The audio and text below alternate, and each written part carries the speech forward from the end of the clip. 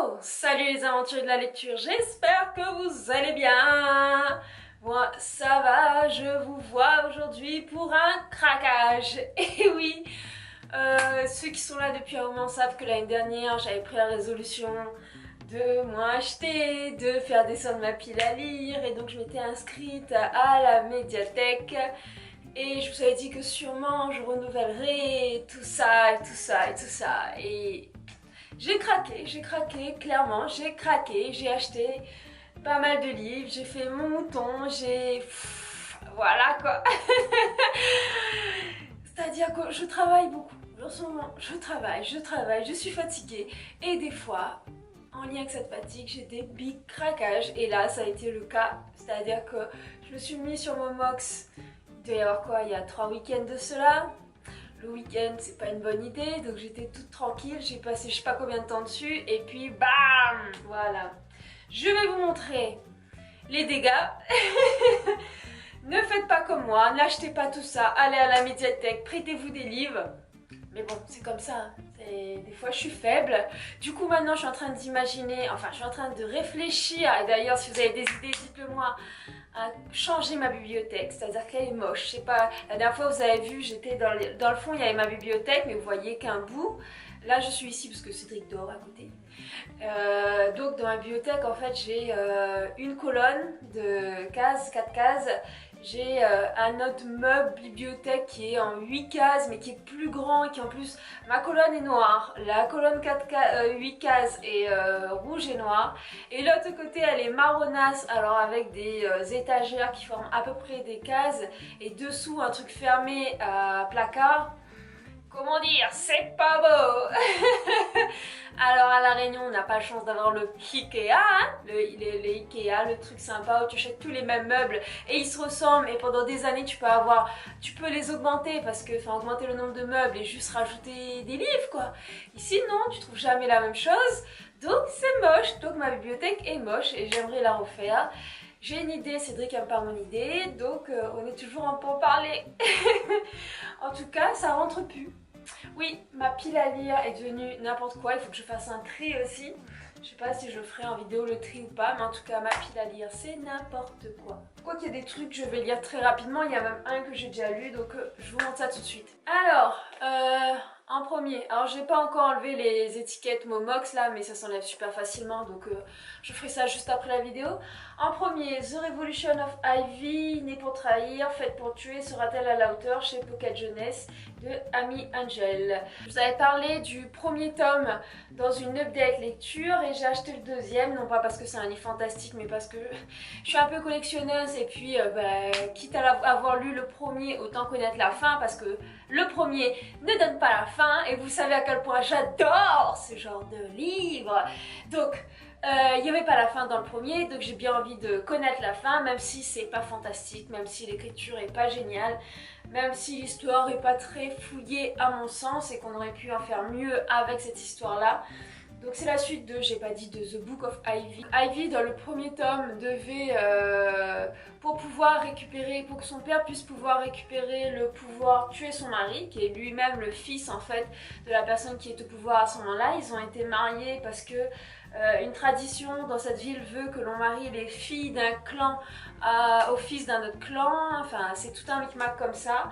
Alors là c'était total mouton, c'est-à-dire que je l'ai vu sur Instagram, sur Bookstagram, j'ai vu pas mal de monde l'acheter, je l'ai acheté et je l'ai lu, et donc c'est Les gens heureux lisent et boivent du café, rien que le titre c'est génial, de Agnès Martin-Lugan chez Pocket. On va suivre ici Diane qui au tout début du livre perd son mari et sa fille dans un accident de voiture.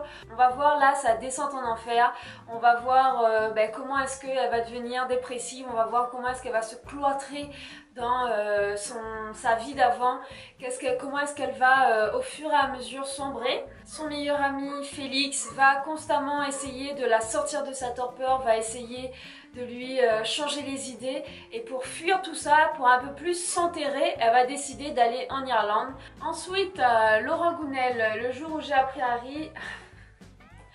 On va pas y arriver. Le jour où j'ai appris à vivre de chez Pocket. Alors je connais pas l'histoire, pas plus que ça. J'ai pris parce que c'est un Laurent Gounel et qu'il écrit très bien et que ses histoires sont généralement chouettes. C'était pas cher. La plupart des livres, franchement c'est la première fois que ça m'arrive, la plupart des livres que j'ai pris étaient en très bon état. Et franchement, bah, autant prendre en, vous savez, le plus bas de gamme, là, mauvais état, je sais pas quoi, vous avez très bon état et état moyen, enfin état satisfaisant, un truc comme ça. Et voilà quoi, ils font pas comme neuf quoi, enfin moi je trouve pas. Autant ces deux-là oui, autant les autres après, voilà quoi. Donc autant vous embêtez pas chez Momox, hein, prenez le plus bas de gamme, même si c'est que quelques centimes. Mais voilà quoi, je sais pas si là vous voyez, le truc il est tracé quoi. Quoique ça se voit pas trop là, si vous voyez un petit peu. Donc je connais pas l'histoire, je vais pas chercher et j'ai pris ça, c'est déjà bien. Là c'est deux d'un coup, et oui j'ai craqué. Alors je vous avais fait une vidéo sur le premier tome qui est le livre perdu des sortilèges. Et comme j'ai adoré, très clairement j'ai adoré, j'ai beaucoup aimé. Ça faisait longtemps que j'avais pas lu sur des sorcières, sur des vampires et tout ça, depuis l'école de la nuit. Et celui-là, je trouve qu'il a un niveau un peu plus au-dessus, franchement, et sans être aussi compliqué que du Anne Rice. Donc j'ai repris, donc c'est le nœud, non, c'est ce premier, celui-là, c'est l'école, ouais. Donc on a d'abord l'école de la nuit de Deborah Harkness, puis vers la fuite, le passé, chez le livre de poche, et le troisième tome, c'est le nœud de la sorcière, toujours chez la même auteure, toujours chez la même édition.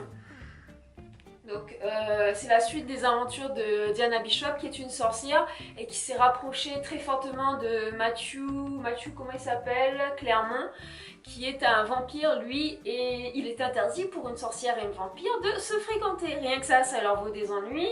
Le fait que Diana ait un peu des pouvoirs inimaginables pour une sorcière leur attire encore plus d'ennuis. Ils avaient fui dans le passé dans le premier tome et donc là on va suivre ce qui se passe quoi. Dans le genre suite, parce que voilà, collection hein, collection.com. Je mets mes cheveux derrière parce qu'ils font chier. Alors nous avons, putain il y en a encore deux autres. Je viens de découvrir que j'ai acheté 2 autres tomes d'une série en pensant qu'il n'y avait que 3 tomes de la série et que en fait il y en a 5.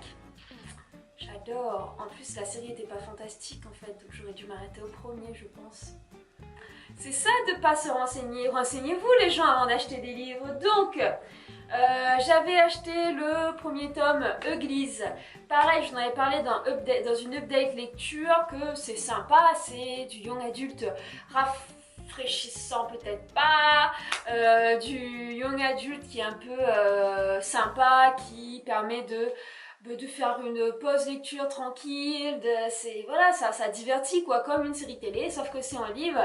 Mais qu'il fallait pas aller chercher plus loin quoi, que l'univers était pas fouillé, que les personnages étaient assez caricaturaux, ou en tout cas manquaient de dimension pour certains.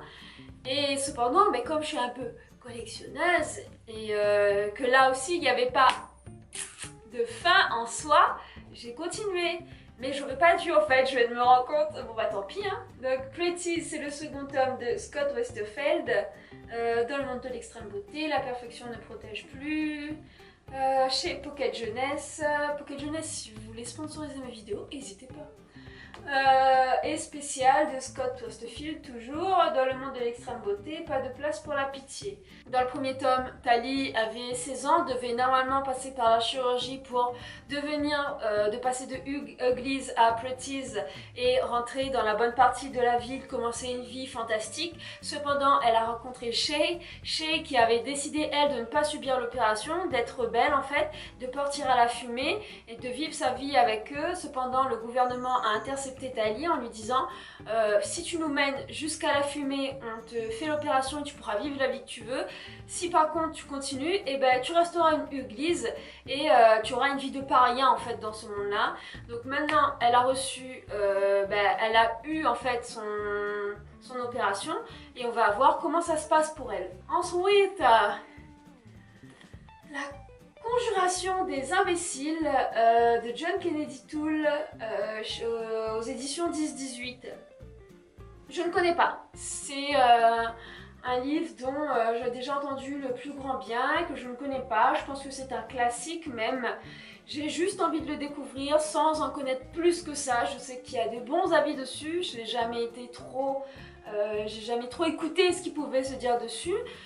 Je pense que je vais vous donner mon avis, point barre, et que ça me permettra comme ça de ne pas avoir déjà de préjugés sur le livre. Virginie Grimaldi, Le premier jour du reste de ma vie, le livre de poche. Je le vois beaucoup sur Facebook celui-là. Je sais pas pourquoi d'ailleurs, je sais pas si... Sur Facebook et Insta, les deux. Je vais dire, je sais pas si je suis l'auteur ou pas, je suis pas sûre. Mais en tout cas, ça fait penser à ces romans en fait qui parlent de développement personnel sous couvert d'une histoire. C'était sympa, ça a l'air sympa, je vais dire c'était sympa comme si j'avais lu, mais pas du tout. Ça a l'air sympa. Je vais le lire, je n'en attends pas grand chose comme de ce genre de livre en fait qui sous couvert d'une histoire d'une jeune femme vous présente plein de trucs à utiliser dans votre vie, ouais, peace and love et machin. Je suis très positive comme fille. Après j'ai pas besoin de ce genre de roman pour voilà, pour essayer de me booster et d'essayer de donner le meilleur de moi-même. Mais voilà, ça a l'air sympa, je suis un petit mouton, point barre. Et puis, comme je vous dis, j'en attends pas grand-chose, il était pas très cher aussi, c'est pour ça que je l'ai pris. Et puis franchement, j'étais dans un craquage, j'ai pas réfléchi. Enfin, me jugez pas, c'est tout. Ça, ouais. Alors ça, je sais vraiment pas quand est-ce que je vais le lire, les amis. Pas du tout. Donc, Steve Jobs, c'est le livre qui parle de Steve Jobs, écrit par Walter Isaacson, La vie d'un génie, le livre de poche. Donc c'est la biographie de Steve Jobs. Pourquoi? Parce que ça fait un moment déjà que j'avais envie de lire des biographies de personnages célèbres, mais de notre époque à nous, de contemporains. Le football me plaît pas trop, ni les sports, et beaucoup d'infopreneurs, de personnes qui font du développement personnel, voire du coaching sur YouTube, parlent beaucoup de cette biographie comme un livre à lire en fait, comme quelque chose qui est intéressant de découvrir comment est-ce que un génie pareil a... Quelle vie il a eu, bien sûr c'est tronqué parce que c'est pas lui qui écrit, c'est une autre personne qui écrit, même si ça avait été lui qui écrit, ça aurait été romancé ou en tout cas embelli. Mais ça vaut le coup à ce qui paraît de lire ça et de découvrir comment est-ce qu'il a fait pour créer tout ça. Ensuite, là il y a du lourd. C'est ça les gars, vous voyez ce truc là c'est 2 fois la Bible les affaires. Donc je vous avais fait une vidéo il y a très longtemps sur Nexus. Allez la voir parce que là voilà quoi, c'est trop. Et j'avais envie de continuer cette histoire que j'ai beaucoup aimée, mais j'ai pris du temps parce que elle m'avait demandé beaucoup de temps de lecture et puis de réflexion. Et donc j'ai pris la suite Apex et Cruz de Ramesnam chez Presse de la Cité. Donc Apex, c'est comme ça, nous avons un embryon avec son cerveau connecté. Et Cruz, nous avons un cerveau auquel sont reliés comme des électrodes. En tout cas un circuit imprimé on dirait. Crux, je dis Cruz mais c'est Crux. Crux c'est le premier et Apex, enfin c'est le deuxième et Apex c'est le troisième, Nexus étant le premier. Pour vous expliquer, Nexus, dans le premier tome, Nexus est une drogue. C'est une drogue qui permet aux gens de se connecter entre eux, c'est-à-dire que ça forme une espèce de web en fait, où tout le monde est rattaché, enfin tous ceux qui ont pris la drogue sont rattachés. Et en fait les gens, ça leur permet de créer cet espace de communication. Et donc les gens apprennent à utiliser Nexus et à notamment ouvrir, fermer des parties de leur cerveau, permettre aux autres d'accéder à des éléments de leur cerveau, à leur histoire, à des pensées, à tout ça. Donc comme c'est une drogue, bien sûr, Nexus est interdit et on va voir en fait qu'il y a quelque chose au niveau mondial, comme un conflit mondial en fait, qui est en dessous de toute cette drogue et de toutes aussi les pratiques en fait de méditation qui permettent aux gens de se connecter les uns aux autres et qui pourraient comme ça créer des nouvelles formes d'alliances en fait dans le monde.